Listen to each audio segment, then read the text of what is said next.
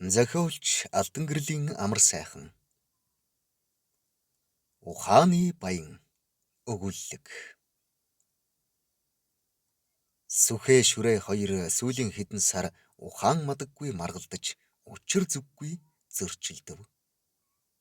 Нөхөр нь харц ядуу нь хамаагүй хайртай залуу дөлгөөнтэй л ганц охиноо суулгана гэж зүтгэн. Харин гэргийн баян удамтай бахархах нэртэй хүдрэл миний охиныг хүн шиг авч явж чадна гэж зөрнө. Сургуулийн олон оюутны харцыг булаасан царайлаг, тэнхмийн олон багшийн дүнг булаасан сорлоготой нумаа охин нь яг үндэ хүдэрт нь хайртай. Гэхдээ айдаг. Зартай баяны хүү чамаар тоглоод л өнгөрнө гэж найз охид нь хэлдэг учраас тэр. Хоёулаа хайраа илчилж, ханимн болооч гэж гуйж, гэрээр нь эргэлдэж бууч нумаа яахаа мэдэхгүй эргэлзэж суугаа билээ. Эгзэгтэй мөч тулахад эхнэр нөхөр хоёрын их ядаггүй маргаан, эрх ганц охины сэтгэл зүрхэндх зөрчилд насан өндөр ажаа нь нухацтай үгээр цэг тавив. Хөдрийн эцгийн баян нь ухааных. Ухааны баян гэдэг удмын төрмөл өгөгдөл байдаг. Тэм учир хүдрэл номаад минь хань болно гэж айхавтар ширүүн хэлэхэд сүхэ зөрмөр байсан ч найд өгсөн хадмынхаа өмнөөс үг сөрж зүрхэлсэнгүй. 3 жил өнгөрөхөд нумаа 2 ойтой балчир охинтой 5 сартай цондгор гэдэстэй нулимс дүүрэн нүдтэй цонхоор ширтээд зогсож байлаа. Баян нөхрийнх нь ажил хэрэг бүтлгүйтэж төлж дийлшгүй их өрөнд орчихсон дээрээ заллингийн хэрэгт сэжигтнээр татагдчихсан байцаагдж суугаа нь түгшүүртэй. Буруу зөнөөд байна шүү гэж би та хоёрт хичнээн хэллээ гэж сүхэ өглөнгээ цээжиндээ бугших их ууран барьж ядан өрөөнд дотуураа хөлхөж байлаа. Бизнесийн булаах санаа агуулсан далд хатгаасаар хилс гүтгэгдсэн гэдгээ мэдүүлээд ч нэмэргүй хүдэр 3 жилээр таслагдаж бүх хөрөнгөө алдснаар барахгүй хадмынхаа 2 өрөө байрыгч өрөнд хураалгачихсан нь санаанд багтамгүй.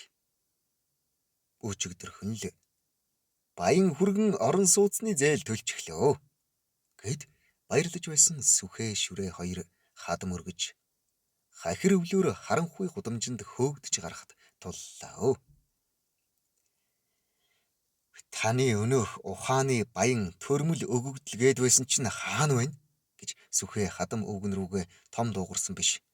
Хөгшин залуу хоёр заамдалцаж зээнцэр огтон айлгаж гэрээр дүүрэн уйлаан болсон нь зүрх шимшрэм. Хэдэн халтар төгрөгний төлөө аавд минь гар хүрхнэ. Чи ийм шунлын бузар байсан юм уу гэд шүрээ чанга дуу хатааж 3 4 хэрвэл болцгоолоо. Хэд хоногийн дараа ядрахад яр гихчээр олигтой үзэж харалгүй ханд нь цан цогсон хүйтэн өрөөг үлдсэн жаахан мөнгөөрөө түрээсэлчгээд нүүх хэцүү, байх хэцүү. Таг дуугүй дүмбийж, даарч, зутарч суув. Ийм байдалд орчихсон хэрнээл буурлажаа мөчөөгөн өх янзгүй.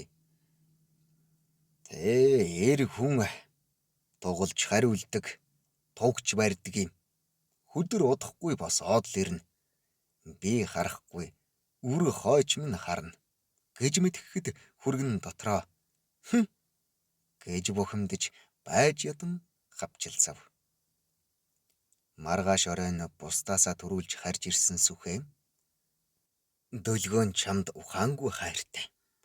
Цаадах чинь төрийн албанд мэрэгжлээрээ хал балгүй ажиллаад л яваа. Чамааг яваад очиход цаашаа гихгүй ойлгоод л угтах сайн залуу гэхт нь нумаад хэлэх үг олдсонгүй. Аавынхаа үгэнд орох минь л яав да. Нэрэл дөлгөөн надад илүү хайртай байсан гэж харуулсч шүүрс алдан ганцрлаа. Буурлаав нь товд зоригжуулж хүдрийг үргэлж магтаж байгаа тулдаа л нумаа нөхрөө хугацаанаас өмнө суллагдах хүртэл тэсв. Заллингийн хэрэгээр суусан гээд хэнч итгэж зээлөхгүй.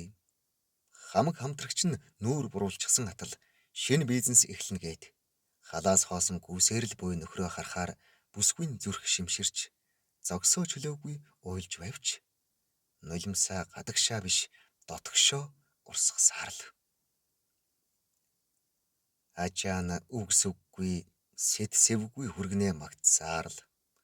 Нумаагийн төвчээр яг л алдарч байтал хөдрийн бизнес санааг нэгэн зөрүүд хөгшин таашааж базаахгүй хүүхдүүхийн үл тоон хамтарч ажиллах шийд гаргав.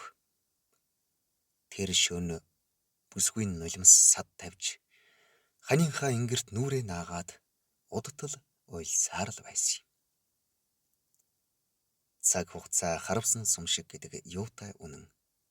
Нэг л мэдхэд 6 жил өнгөрч гисэн хүдөр Шанхайд салбараа нээснээр барахгүй ахаад Хонконгод шинэ бизнес төсөл эхлэх бэлтгэл ажилдаа орж байлаа. Хоёр өрөө байрын өрөнд алдлаа гэд хүргэн рүүгээ бархирч байсан сүхээ Бэлгийн тансаг виланы түлхүүр гардаж явах мөчтөн нулимс мэлтэлзүүлэн огшиж миний хөө аавынхаа уучлаарай. Тэгэхэд арай л муухай үг хэлж орилж хашгирсан гихтэн шүрээ араас нь нударч таг гацаасан нь бөөн инээдэм.